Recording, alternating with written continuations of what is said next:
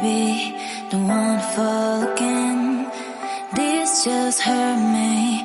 Just think about it, but you hold me like you don't wanna break. I need some space. Just think about it. Maybe separate is better.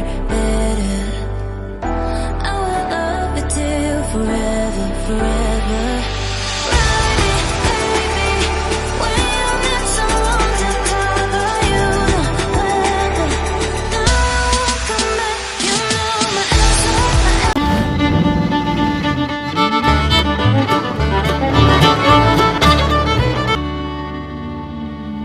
Hello friends, welcome back to my channel. আমি ঝুমা এবং travel with ঝুমাতে সবাইকে welcome. আশা করছি তোমরা সবাই ভালো আছো, আর আমিও খুব ভালো আছি। তাই তো তোমাদের সাথে একটা নতুন ভিডিও আর শেয়ার করতে চলে এসেছি। আমিও চাই তোমরাও খুব ভালো থাকো, যাতে আমার ভিডিওগুলো এভাবে দেখতে থাকো আর তোমরাও সেই সব জায়গাগুলোতে ঘুরতে থাকো। তো আজকের আমি চলে এসেছি আমাদের কলকাতা, প্রাণের শহর, ভালোবাসার শহর, এই কলকাতা। যে বড় ফুলের মার্কেট হচ্ছে এই মল্লিক বাজার ফুলের মার্কেট। তাই আজকের আমি এখানে চলে এসেছি আর তোমাদেরকে দেখিয়ে দেবো পুরোটা ঘুরিয়ে, যে এখানে কী মানে পাওয়া যায়, এখানে কীরকম ফুল রয়েছে, দেশি বিদেশি সমস্ত রকমের ফুল এখানে রয়েছে। ফুল কে না ভালোবাসে, বাচ্চা হোক কিংবা বড়, সবাই কিন্তু এখানে ফুল খুবই ভালোবাসে। তাই জন্য আমি এখানে দেখাবো কীভাবে তোমরা কিন্তু এখানে এই মার্কেটে আসবে। সব কিছু ডিটেলস এই ভিডিওতে দেখিয়ে দেবো। ভিডিওটা স্কিপ না করে পুরোটা দেখতে থাকো, আর অবশ্যই কিন্তু ভিডিওটাতে অবশ্যই একটা লাইক করে দিও। তো চলো মার্কেটটা তোমাদেরকে ঘুরিয়ে দেখাই। এই ফুলের মার্কেটে আসতে গেলে আপনারা যেখান থেকেই আসুন না কেন, আপনাদের সবার প্রথম আসতে হবে হাওড়া। যদি ট্রেনে করে আসেন, স্টেশন থেকে বেরিয়েই আপনারা উল্টো দিকে চলে আসবেন অপোজিট সাইডে। তো ওই ব্রিজটা পুরো ক্রস করেই সেতুর ডান দিকে দেখবেন যে একটা সিঁড়ি নিচ দিয়ে নেমে যাচ্ছে, সেই নিচেই আর কি এই মার্কেটটা। ধর্মতলা, বেহালা, খিদিরপুর এইসব সাইড দিয়ে যদি আসেন, তাহলে কিন্তু আপনারা একদম মল্লিক ঘাটের সামনেই নামাতে বলবেন বাসে, সেখান থেকে নামিয়ে কিন্তু আপনার বাঁ দিকে পড়বে। নেমে আপনারা একটুখানি হাঁটবেন, হাঁটার পর দেখতে পাবেন যে একটা ব্রিজ মতন উঠে যাচ্ছে। তো ওই ব্রিজে উঠলেই মানে ওটা হাওড়া ব্রিজের শুরু। এপাশ থেকে গেলে হাওড়া ব্রিজের শুরু, আর ওপাশ থেকে এলে হাওড়া ব্রিজের শেষ। তো ওখানেই সিঁড়ি আছে, সিঁড়ি দিয়ে নামলেই কিন্তু আপনারা এই ফুলের মার্কেটটা দেখতে পাবেন। তো দেখতেই পাচ্ছেন যে মার্কেটটা কতটা বড়, আর সব ফুল বিক্রি হচ্ছে। তো এখন আমি এই সিঁড়ি দিয়ে নিচে নেমে যাচ্ছি। তো আমি কলকাতায় থেকেও কিন্তু হাওড়া ব্রিজে কখনো হাঁটিনি, ফার্স্ট টাইম কিন্তু হাওড়া ব্রিজে আমার এভাবে হাঁটা। তো একটা অন্যরকম ভীষণ ভালো লাগছিলো। তো এই সিঁড়ি দিয়েই কিন্তু একদম নিচে নেমে যেতে হবে, আর এখান থেকেই কিন্তু মার্কেট আপনার শুরু হয়ে যাচ্ছে। আর এখানে প্রচুর দোকান। এই ফুলের মার্কেটকে কিন্তু বলা হয় যে এশিয়ার সবচেয়ে বৃহত্তম ফুলের মার্কেট। এটি একমাত্র জায়গা যেখানে প্রতিদিন বিভিন্ন ধরনের ফুল বিক্রি হয়। সাধারণত বাজার সারাদিন খোলা থাকে এবং কখনো রাতেও।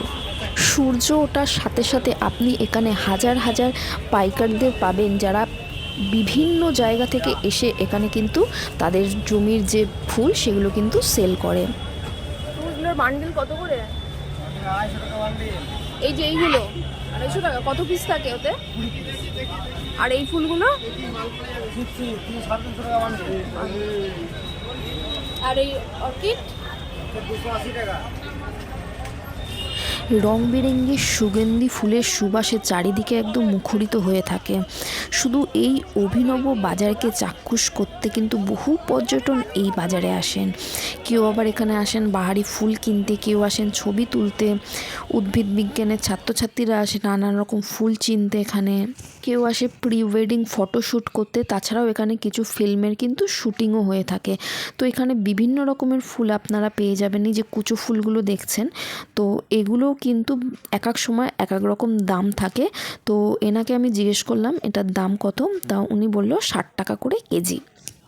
তো এই রেটটা সবসময় এক থাকে না, এক এক সময় এক এক রকম রেট থাকে। 20 টাকা 30 টাকা কেজিও মাঝে সেল হয়। তারপর তোমরা এই যে মালাগুলো দেখছো, এই মালাগুলো কিন্তু প্রাইস আমি জিজ্ঞেস করলাম এনাকে। তো 20 পিস থাকে কিন্তু এই মালার আর কি বান্ডিলে 70 টাকা বললো। আবার আমি অন্য জায়গায় জিজ্ঞেস করেছি, সেখানে 60 টাকা বলেছে। কিন্তু এখানে কিন্তু বার্গেনিং এক একটা জায়গায় এক এক রকম। বান্ডিল কটা করে থাকে ওর মধ্যে? 12টা 30।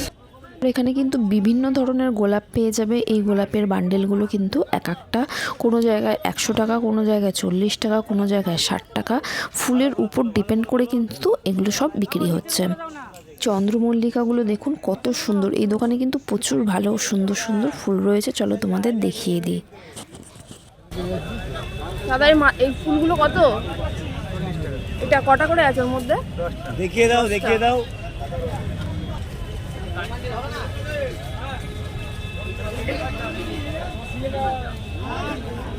আর এগুলো কি ফুল?